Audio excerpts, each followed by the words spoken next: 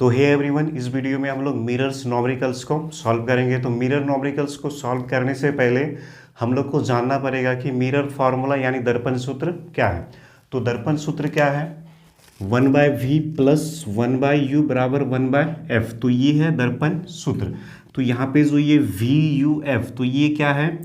तो v क्या होगा? प्रतिबिंब की दूरी। प्रतिबिंब की दूरी को v से सूचित किया जाता है, वस्तु की दूरी को u से सूचित किया जाता है और फोकस दूरी को f से सूचित किया जाता है। तो अब जो अवतल दर्पण है, तो अवतल दर्पण का जो फोकस दूरी होता है वो क्या होता है? ऋणात्मक। अवतल दर्पण का जो फोकस दूरी होगा तो वो क्या होता है? ऋणात्मक। और उत्तल दर्पण का जो फोकस दूरी होता है वो क्या होता है? धनात्मक। उसके बाद u, तो u का मान हम लोग क्या लेंगे? u का मान हम लोग चाहे दर्पण अवतल हो या फिर उत्तल हो, दोनों में ही हम लोग u का मान क्या लेंगे? माइनस लेंगे। और v का मान, तो v का मान हम लोग क्या लेंगे? तो जब प्रतिबिंब दर्पण के पीछे बने, जब प्रतिबिंब दर्पण के पीछे बने तो हम लोग v का मान क्या लेंगे? प्लस।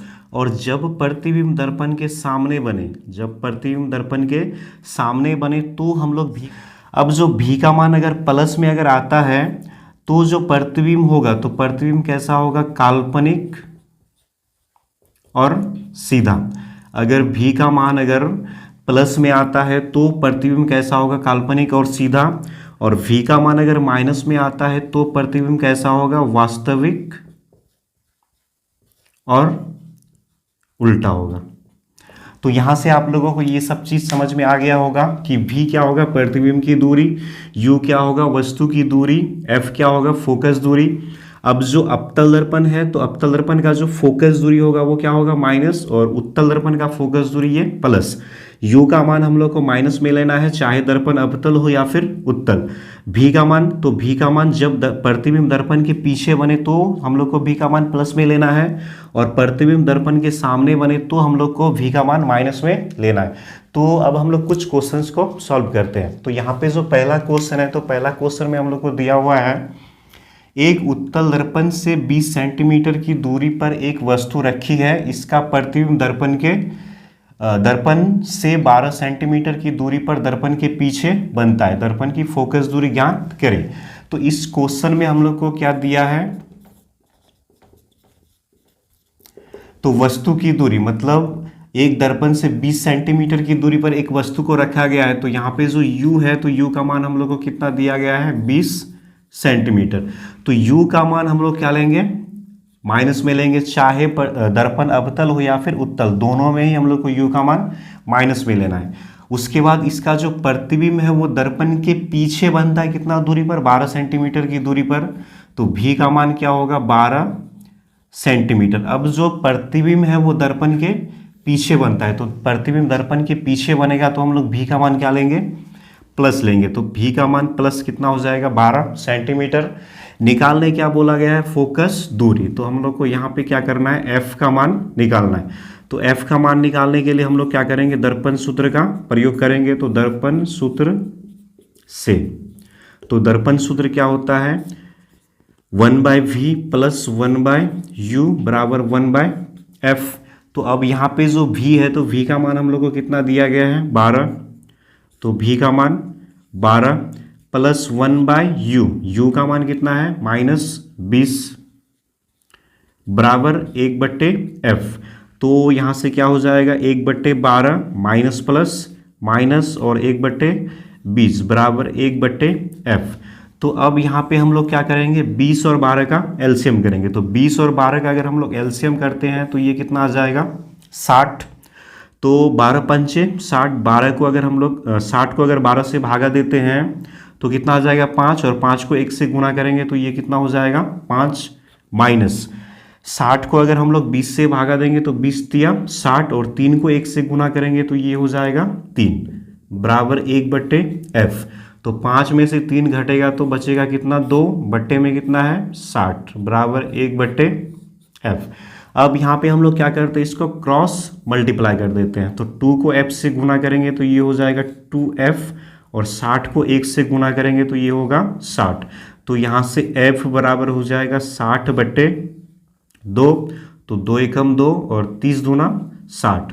तो जो f है तो f का मान कितना हो जाएगा 30 सेंटीमीटर। तो जो फोकस दूरी होगा, हम लोग को जो निकालने बोला गया था कि दर्पण की फोकस दूरी ज्ञात करें, तो दर्पण का जो फोकस दूरी होगा वो कितना हो जाएगा 30 सेंटीमीटर। तो अब हम लोग दूसरा क्वेश्चन को सॉल्व करते हैं। तो दूसरा क्वेश्चन यहाँ पे हम लोग को दिया गया है, एक अवतल दर्पण की फोकस दूरी 20 सेंटीमीटर है। अवतल दर्पण की फोकस दूरी कितना है 20 सेंटीमीटर।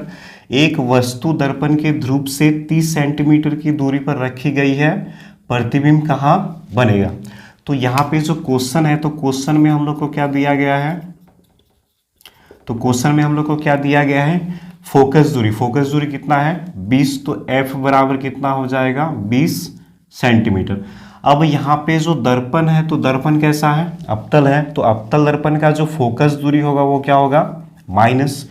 तो यहाँ पे जो f है, तो f का मान कितना हो जाएगा -20 सेंटीमीटर। उसके बाद हम लोग को दिया गया है कि एक वस्तु दर्पण के ध्रुव से 30 सेंटीमीटर की दूरी पर रखी गई है। तो जो वस्तु की दूरी है, तो वस्तु की दूरी u बराबर कितना दिया गया है 30 सेंटीमीटर।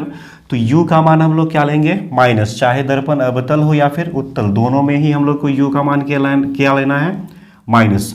तो प्रतिबिंब कहाँ बनेगा, तो मतलब हम लोग को यहाँ से क्या करना है v का मान निकालना है। तो यहाँ पे हम लोग क्या करेंगे, दर्पण सूत्र का प्रयोग करेंगे। तो दर्पण सूत्र से, तो दर्पण सूत्र क्या होता है 1/v प्लस 1/u बराबर 1/f।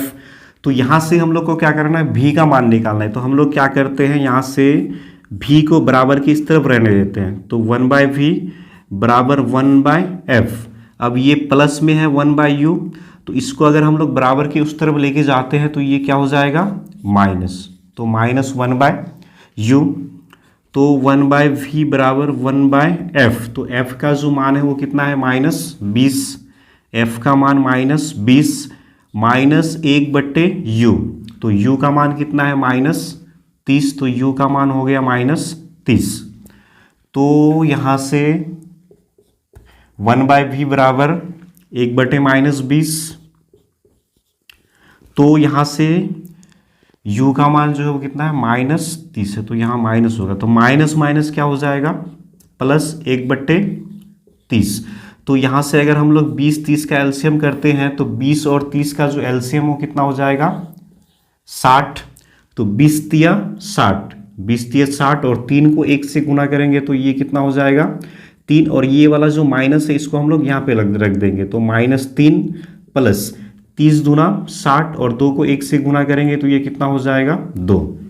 तो 1/v बराबर माइनस प्लस है, तो 3 में से 2 घट जाएगा तो कितना बचेगा 1। माइनस का चिन्ह बाहर आए तो चिन्ह माइनस का ही आएगा, और 1/60। तो अब यहाँ पे हम लोग क्या करेंगे, v को 1 से गुना कर देंगे। तो v को 1 से गुना करेंगे तो ये क्या होगा v, और 60 को 1 से गुना करेंगे तो 60, और ये वाला जो माइनस है तो ये यहाँ आ जाएगा। तो v का जो मान है वो कितना हो जाएगा -60। मतलब जो प्रतिबिंब है वो 60 सेंटीमीटर की दूरी पर बनेगा।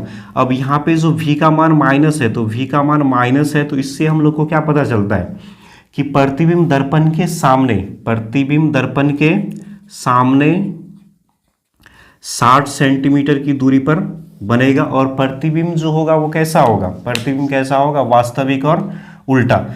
क्योंकि v का मान माइनस में आया है, तो माइनस में आया है, तो जो प्रतिबिंब होगा वो वास्तविक और उल्टा। और प्रतिबिंब कहाँ पे बनेगा, दर्पण के सामने 60 सेंटीमीटर की दूरी पर बनेगा। तो ये था दूसरा क्वेश्चन।